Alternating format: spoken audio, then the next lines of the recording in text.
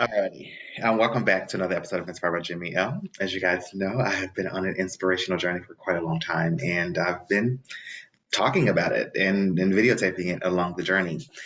This year, early this year, I kind of fell off a little bit. I lost my dad, and the emotions that kind of came from that kind of derailed my positivity journey, as one would expect. But needless to say, that is past tense, and I'm really legitimately focused on getting back on track, or at least discovering what it means to be me now after losing a parent. And this particular podcast is actually probably one that's really, really special to me. Mel, this one comes from, or this particular interview or clip comes from Mel Robbins. And if you heard anything I've ever said about her, I really don't. I'm not a fan of her. I'm typically not motivated by her, like at all. And I'm almost upset that I'm having to play this because it has motivated me. Because this is probably the second or third clip that I've played on the show that came from Mel Robbins, and so this is just very interesting. So just know that when I say it's inspiring, it's truthfully inspiring. There are no motives behind this at all. But this particular clip and my reaction to it is yeah, here it is. So this is from Mel Robbins again, and it's titled "If You're Going Through a Hard Time, I Have Something to Say." And so here you go. Let's listen up. When life suddenly changes and you feel like you have lost control and you start to feel stuck and powerless, how do you take control when you don't know where your life or the world or this moment is going? And here's the number one thing I want you to know.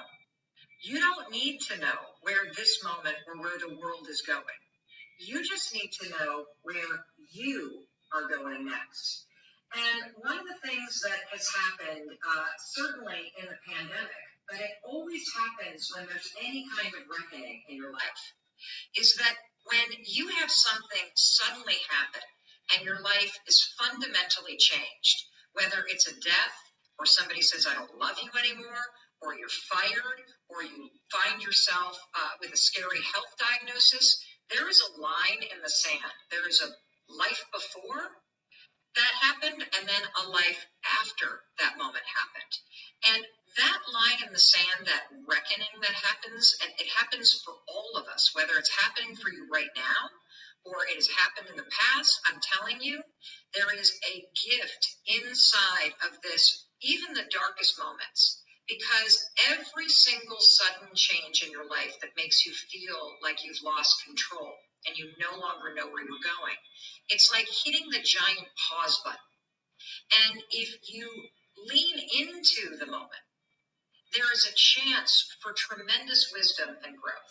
There are things that you can do right now in order to take control of where you're going, of what you're thinking about.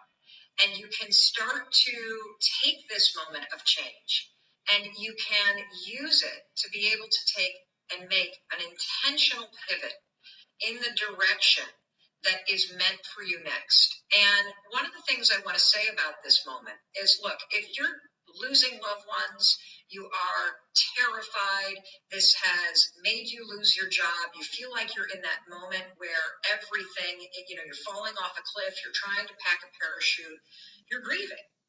And so you got to give yourself space to grieve the losses that you're feeling.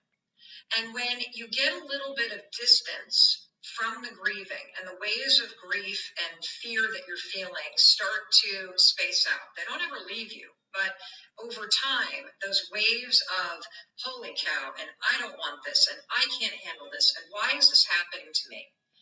Time will start to lessen those waves. You will gather your feet underneath you again, and you will absolutely be stronger and be a better version of yourself based on this incredible challenge that you're facing. And I can say that even though you may be facing a tough time, because if you think about your life, you faced extraordinary challenges, and there hasn't been a single one that hasn't made you a better and stronger version of yourself. And this moment will be no different.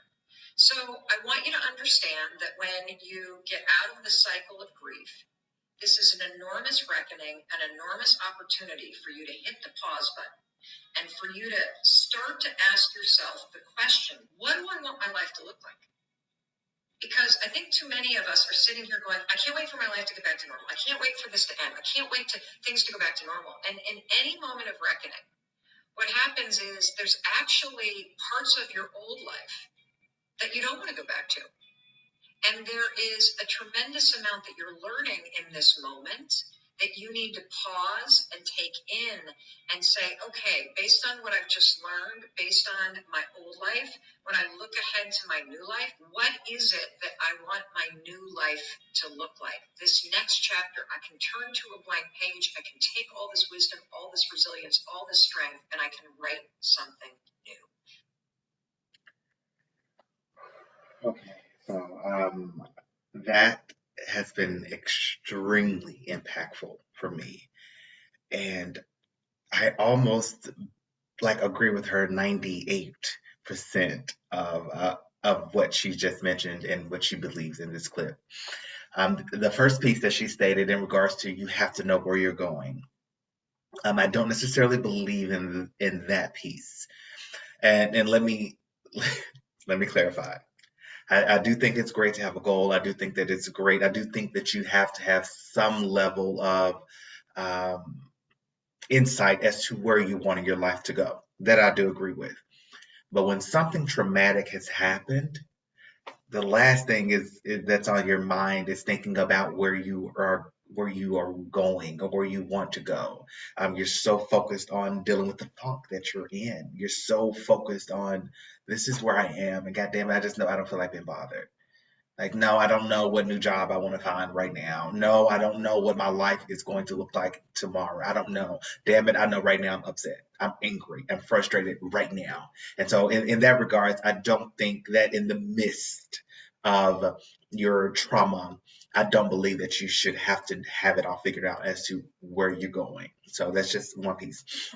But everything else, I 100% agree with. And to end this, and I want to kind of wrap this up as quickly as I can, but in regards to the pause button that she mentioned, and then being able to rediscover what you want your new life to be like.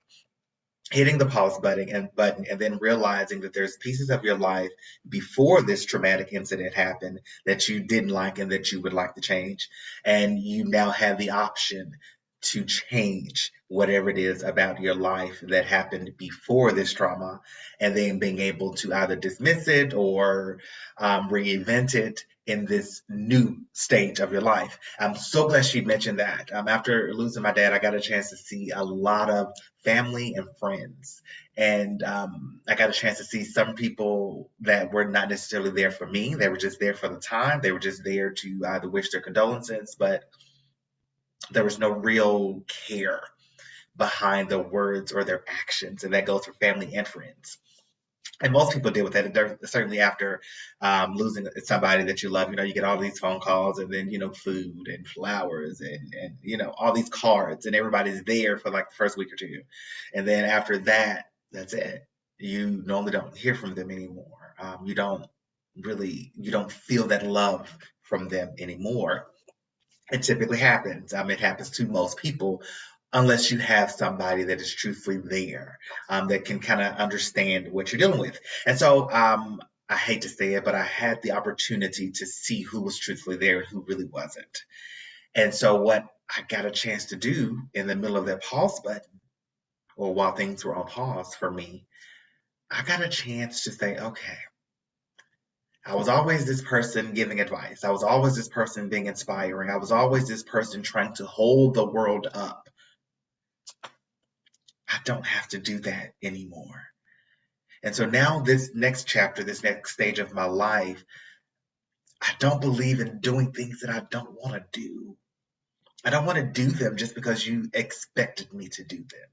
I don't want to do them just because you think I should be doing them, or because I used to do them. If I don't want to perform that task, I'm not going to. If I don't want to answer that phone call, I'm not going to. And I'm not going to feel bad about it anymore. And so It's one thing I can say that I'm grateful that I'm able to see, experience, and I'm able to have the wisdom and the courage to rebuild what it means to be Jimmy. I'm so grateful. I am so thankful for that. It sucks losing a parent, no matter what age, no matter what stage, no matter whether you saw it coming, no matter whether you had a good relationship or a bad relationship. It sucks losing a parent, period. But the lessons that I'm learning now that I'm on the other side of this, they're priceless. And I refuse to go back. And so I cannot agree more.